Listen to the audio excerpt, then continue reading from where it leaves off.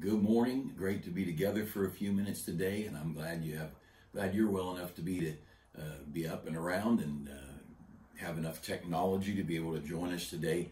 I am so thankful that we live in this world. A lot of our friends are not able to get out much, and technology's got all kinds of evil. But isn't it great that God has given us the technology to bring church into our families' homes? And I think church by definition is an assembly, and I think we ought to assemble. But I understand there's some that we've got folks in convalescent homes and people that are in positions they can't get out, and I just want to say how glad I am that we can keep some kind of contact. And I hope you stay up with what's going on in church. I know some of you listen from other churches, and you ought to know what's going on at your church, even if you're not able to attend. And again, I think as quick as you can get back to church. But when you're not able to be there, pay attention, know what's going on. Call the office, get them to email you or mail you bulletins or watch things online, and don't let church slip away. Don't get secular. Don't let your mind get so wrapped up in news and the things of the world that you forget the important thing. You know, governments come and go. Jesus is eternal. And governments come and go, but Jesus said, upon this rock, I'll build my church, and the gates of hell will not prevail against it. And by the way, I'm in Proverbs. If you want to find Proverbs 23, I'll get to that in a minute or two. But I just want to challenge you. This world would love to isolate us. I think one of the things I think is bad about masks. The worst thing I think about masks, and the I don't know, week they started telling people to wear masks a year and a half ago, I thought, this is a petri dish on my face. I mean, as a child, I was taught you breathe in to get good air, and you breathe out to get rid of the bad stuff. You breathe out germs, and you breathe out bacteria, and you breathe out whatever bad things. And so now we're holding it in a piece of cloth that's warm and moist. And even a kid in chemistry understands a warm, moist place with some germs in it is a farm for bacteria. But I'm not a doctor. But if I had to wear a mask, and I just almost never wear a mask. I can't tell you the last time I put one on. I made a visit last night to a family I did not know, a family having a real serious health problem, and someone contacted someone, and we got to me, and I stopped by, and my son Josh, he actually made the contact, got a hold of me, we went together, and he asked him on the phone. We pulled up outside and said, would you like us to wear masks? They said, oh no, you don't need to wear a mask. And that's fine. But when I think about it, think about this thing, besides the fact we're wrapping a bacteria breeding patch over our face, I think we lose the closeness, we lose the smile, we lose the camaraderie. Even to drive down the street, and I always drive slow in my neighborhood because it's little tiny side streets in and out, but I also want to be able to wave at people and smile. I want to be able to look at them, and I want them to know that the world isn't as bad as the mainstream media makes it look. And I want to wave at people, I want to smile at people, and we have lost this warmth, and that's one of the many negatives. And then staying home. You matter to people. You matter, even if you're a senior citizen, you say, I don't get to do very much at church, just kind of come and sit and leave. Your presence matters. And you may sing off key, but you matter. And your neighbors seeing you go to church matters. The neighbors around town seeing these cars all filtering up to churches. It would be good if America saw the church parking lots full. You understand? America is in great need of God today. We're in desperate need of God. And I want to encourage you that pray for your country, but this ought to be a rallying time. These days, immigration's a mess. The international relations are a mess. I could give you enough gloom and doom here to depress you. But why be depressed? Let's just keep on living for God and know that we live happily ever after. But these are days America needs to rally to God, and the churches ought to be packed, and church parking lots ought to be packed, and that's why we have the FM going. Just our church services transmitted through a short FM station just hits our parking lot, maybe a neighbor or two, but people could drive in the parking lot and at least sit in the car and see the crowds and coming and going and wave and roll down the window as you drive by and greet a friend. And if you're some of those who do drive, don't hurry out of the parking lot. Wait till the parking lot's full of people and drive slow and smile and keep that contact. No one's going to get sick looking through a car window out at someone walking through a parking lot. But your smile will make a difference, your presence. And someone will say, hey, I saw so-and-so out in the parking lot today. It will matter. It'll matter. I guarantee you do matter.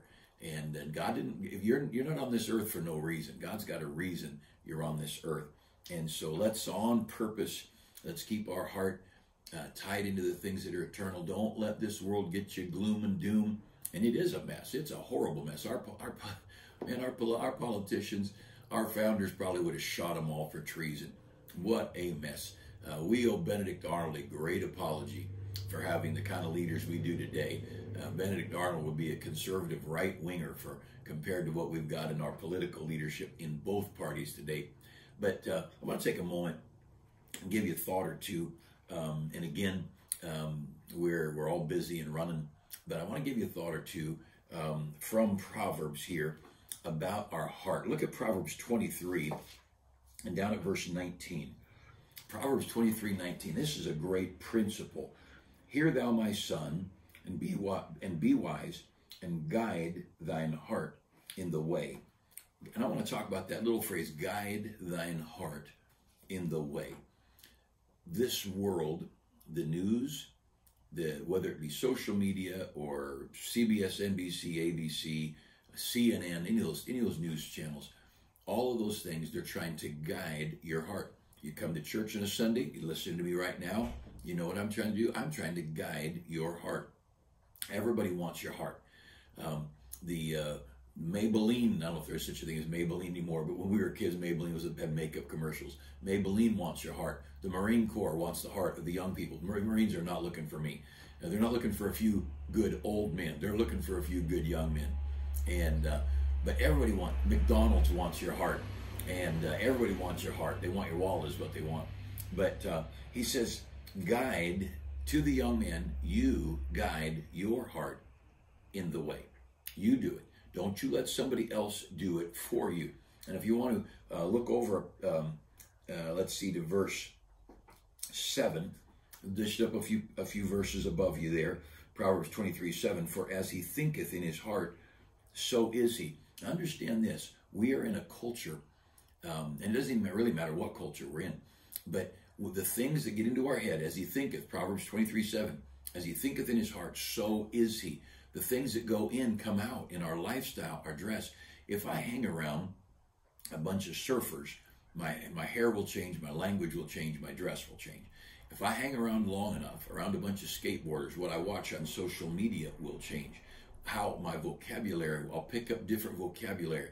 My pants will have to hang down to my knees. And of course, the bigger your belly gets, the more your pants get down anyway. And that's why suspenders were invented, because you can't keep pants on a funnel. And but anyway, we've got this world around us is going to influence us, the way we look, whether it be makeup or piercings. And you see these young people with purple hair and piercings all over. They've not been hanging around a good, solid Bible preaching Baptist church. They just haven't, because each church will influence you according to the culture of that church. Now, what he says there in Proverbs 23:19, he says, "You guide your heart in the way." You guide your heart in the way. I've seen little blurbs pop up as I'm working on the computer. You know, if 7 diseases you want to avoid, and so they want you to click on it. It'll tell you all these. Oh, I'm not reading that. What if I have one of those things? I don't want to get worried, fretting over things. Do this if you want to avoid that. All these advertisements for things are trying to lead you. I am to lead my heart in the way it should go. That's my job. And so I read my Bible. So I take time in prayer. I spend time in my mind going over hymns. I go to church every time the doors are open, I'm going to be in church, whether I'm the pastor. Long before I was a pastor, I was in church every time the doors were open. And that we sing the hymns. Why? Majestic sweetness sits enthroned upon the Savior's brow. How firm a foundation, ye saints of the Lord, is laid for your faith in his excellent word. And what a friend we have in Jesus. You know what those songs are doing? They're in my head. They're stirring in my head, into my heart, and they are guiding my heart in the way. Oh, what peace we often forfeit. Oh, what needless pain we bear. All because we do not carry everything to God in prayer. And so what's that? That song, what is it doing? It's guiding me to commit my needs to the Lord, to trust in him. Listen to the news. It wants me to commit my needs to the government and be scared to death. Lock my doors, wrap a blanket around my head, zip tie it, saran wrap it to myself, and stop breathing and don't touch anything. And you know, that's what the world wants you to live in fear. God wants you to live in confidence. But see, he says there, and it's something that's very little talked about. You determine your heart. You be the one to control your heart. You be the one to say, this is what we're going to think about. This is what we're going to do. And see, what you read matters. The news you listen to, I am so very careful. There's some conservative people in the news. I guess they're good people. But you know, they're discouraging. And I think, you know what? This book is an encouraging book. And that newscaster is disparaging. I'm not going to listen to them. I'm sure not going to listen to people that slam freedom and are against American values and are against liberty and justice for all and all that. I'm not going that route. I'm not going to let them in my head. And we need to be so very careful. And I think as we get older, we're physically not as mobile, we're not as active, and so we tend to look for just diversion and turn the radio or the TV on or look at the computer. Just being candid, some people, they are on social media a lot because they're just looking for something new to think about. And trash slips in, and someone will send me a note. Did you hear this bad thing or this? What are you doing reading that stuff? It's nothing more than a soap opera on your phone or your tablet or your computer. It's slander, it's gossip, it's moral depravity, it's gloom and doom, and it's accusing of that which is holy and good. And I think, what are you doing? Now look, if you need a lot of time on the internet, there are conservative commentators, there are conservative news people, there's history channels. I don't like the world's history channel is liberal as can be. I'll watch some things up, but I know this is all coming through a liberal's perspective. And I've got to guide my heart how to handle that. And so when he says guide your heart in the way, for instance, many, many years ago, maybe the first year or two of our church, there's a couple that was kind of grumbling and critical of me. And it was new for me to have people critical, and I never get over it. I love people, I care about people, and it's hard to love somebody and have them not love you back. And that's the heartbreak of a marriage problem, is you think, I love this person, and they do this and this and this, and it's just crushing. You try to give and love and serve, and your spouse, runs off with someone else or treats you like dirt or whatever. It's very difficult. So this person, pretty critical. So, I started doing this, maybe once a week, I'd go by their house. And back in these days, there was 1,000 people in Wildomar, 10,000 in Lake Elsinore. There were 1,000 people in Marietta. There was just a very tiny, sparse population. Everybody had land, acreage, and fences. And so I'd go by. I'd go late at night praying, driving in the city to different family members of our church, just praying for them. And I'd go by the one who's gossiping, criticizing me. And I'd go by and I'd put a note in their gate. Just want you to know, praying for you and asking God to bless you. And I might put Pastor 2 a.m. or whatever. And, that note's not going to change them. But you know what? Then I'm in church. And for one, I didn't just say I was praying for them. I really did. I stopped and I prayed for them. And then in church, I was able to say, I was out this week visiting, middle of the night, just praying for people. And then everybody who got a note on their gate, and I wouldn't go up to people's door at 2 in the morning, get shot doing that. But if they had a fence, a big yard, I might stop by and stick a note in the gate.